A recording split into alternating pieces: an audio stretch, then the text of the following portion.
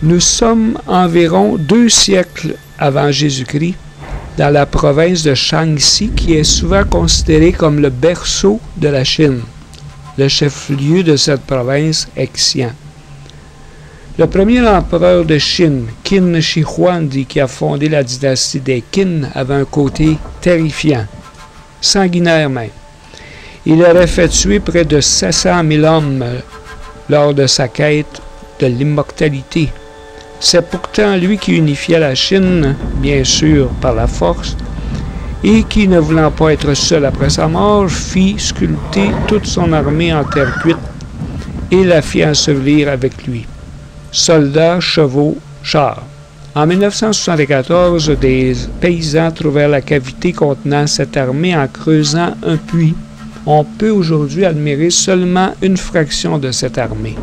Le reste attend les techniques qui permettront de conserver les couleurs originales de ces statues qui, jusqu'à maintenant, se sont effacées lors de leur exposition à l'air libre.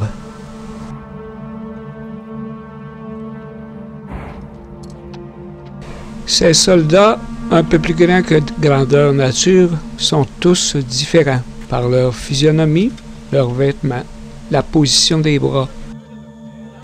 La vision de cette armée offre un spectacle un peu lugubre. Comment oublier la folie du personnage qui est à l'origine de cette immense œuvre?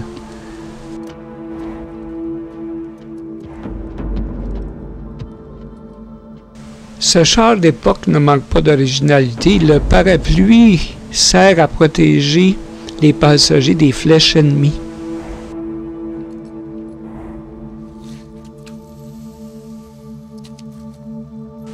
J'ai trouvé une scène de film dans laquelle on a reconstitué l'époque où on utilisait ces chars.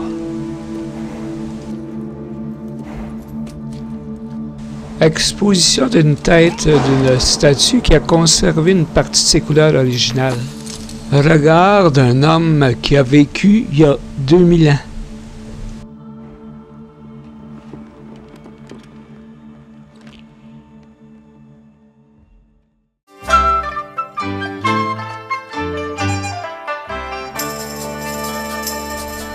Qu'est-ce que ces 4 scènes de vie quotidienne ont en commun?